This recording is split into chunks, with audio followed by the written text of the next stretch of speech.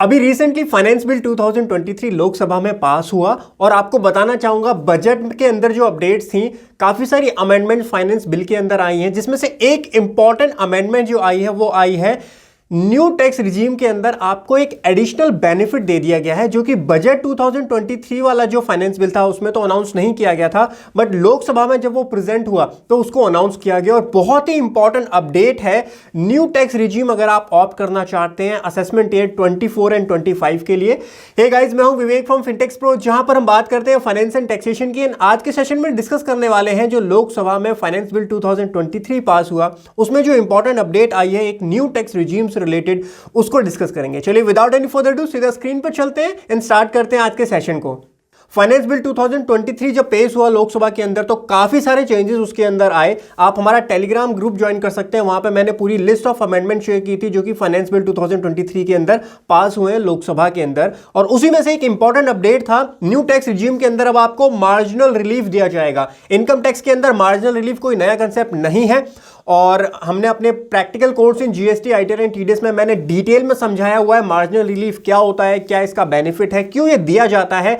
और अब new tax regime में अगर आप ऑप्ट करना चाहते हैं एवाई 24-25 के अंदर, तो उस केस में आपके लिए एक नया मार्जिनल रिलीफ का बेनिफिट भी आपको दिया जाने वाला है, जिसको आज हम डिटेल में समझने वाले हैं।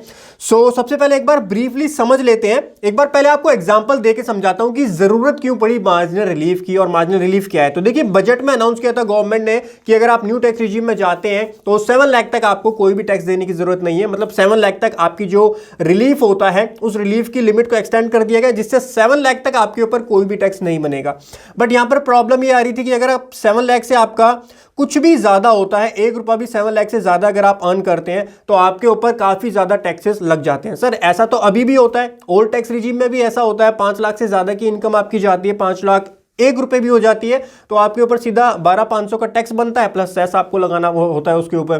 तो अभी ऐसा क्यों नहीं है? तो गवर्नमेंट का सीधा सा ऑब्जेक्टिव है जो कि बजट में ही क्लियर हो गया था।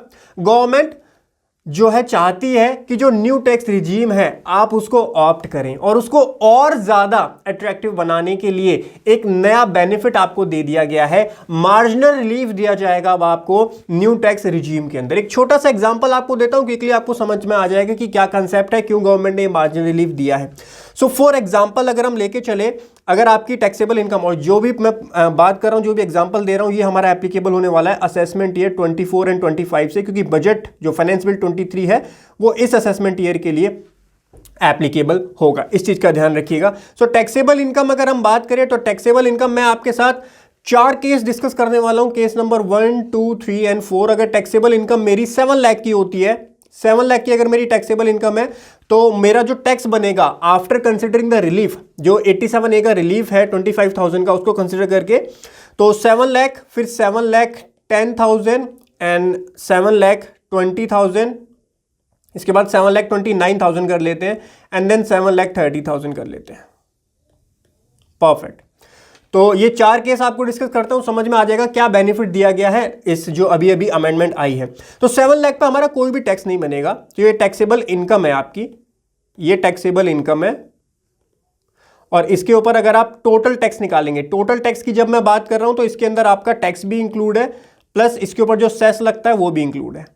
टैक्स और सेस को इंक्लूड करके 7 लाख तक की अगर आपकी इनकम है तो न्यू टैक्स रिजीम के अंदर, ये हम बात कर रहे हैं न्यू टैक्स रिजीम की, तो ओल्ड टैक्स रिजीम का यहां पर कोई भी चर्चा नहीं होगी अभी। टैक्स निकालेंगे 7 लाख पर आपका कोई भी टैक्स नहीं आएगा, नील टैक्स आएगा। दूसरा केस देखिएगा, इंपॉर्टेंट है, आपका कंसेप्ट क्लियर हो जाएगा। 7 लाख 10 लाख की जैसे ही आपकी इनकम होती है, आपका जो टैक्स बन के आएगा वो आएगा 27040। इसमें टैक्स प्लस सेस आपका दोनों इंक्लूड है।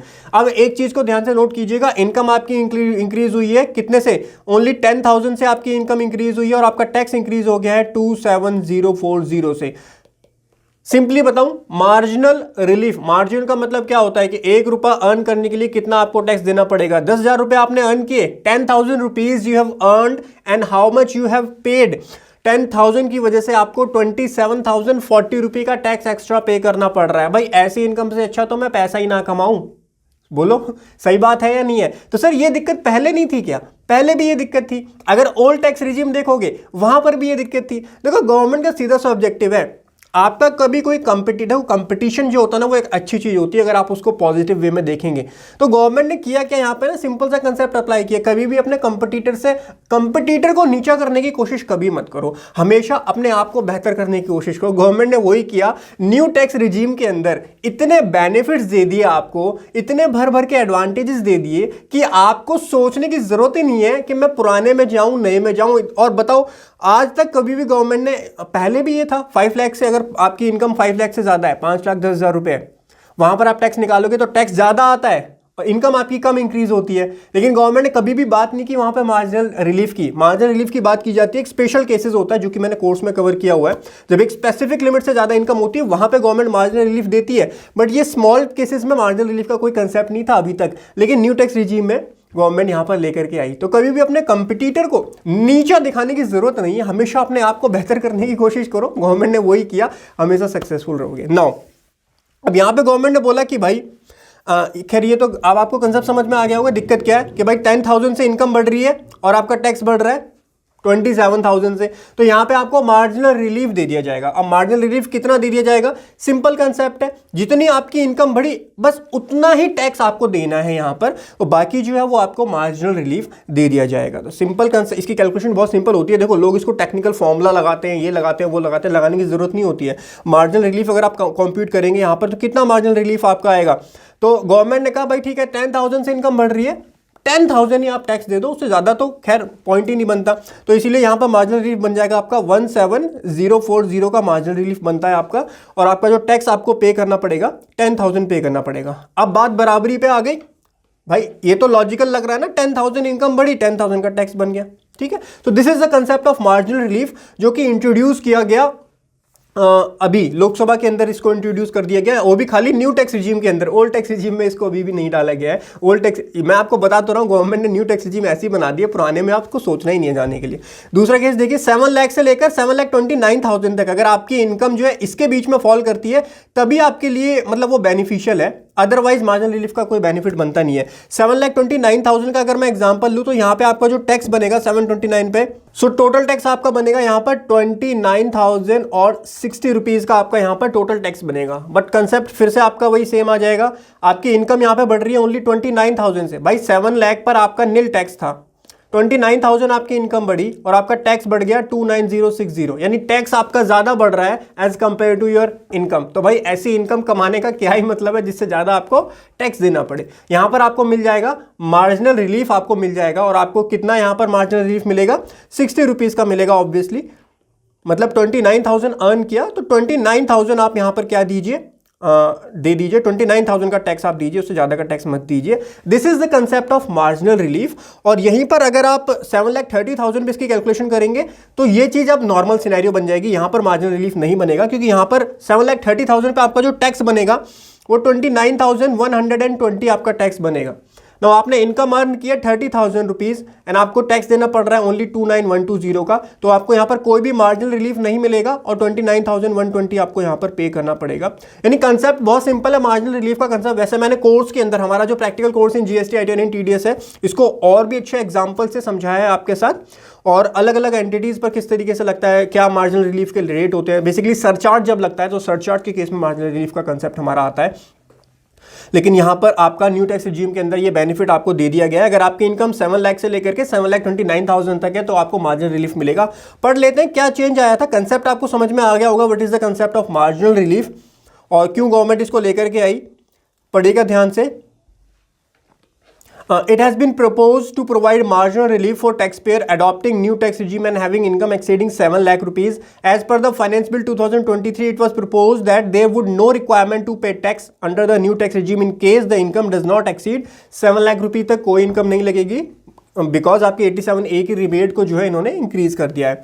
However, there was no marginal relief prescribed with the implication that the once the income exceeds 7 lakh, say 7,05,000, the requirement to pay tax would be triggered and the same could have result in the person falling within the income range 7,01,000 to 7,29,000 to be worse of the person having income to 7 lakh, और ये बात बिल्कुल सही है। 7 लाख की मेरी income है, मुझको कोई भी टैक्स देने की जरूरत नहीं है। वहीं पर अगर आप अपना हमारा वाला एग्जांपल देख लो, तो अगर मेरी 7,10,000 की इनकम हो जाती है तो मुझको टैक्स देना पड़ेगा 27,000। इसका मतलब टैक्स मेरा ज्यादा बन रहा है इनकम से भी। तो अगर मैं 7 लाख रुपए कमाता तो मैं अपने घर पे 7 लाख रुपए लेकर के जा रहा था, लेकिन अगर मैं 7,10,000 कमाऊंगा तो इसमें से आप ये माइनस करोगे 7 लाख से कम अमाउंट आ जाएगा।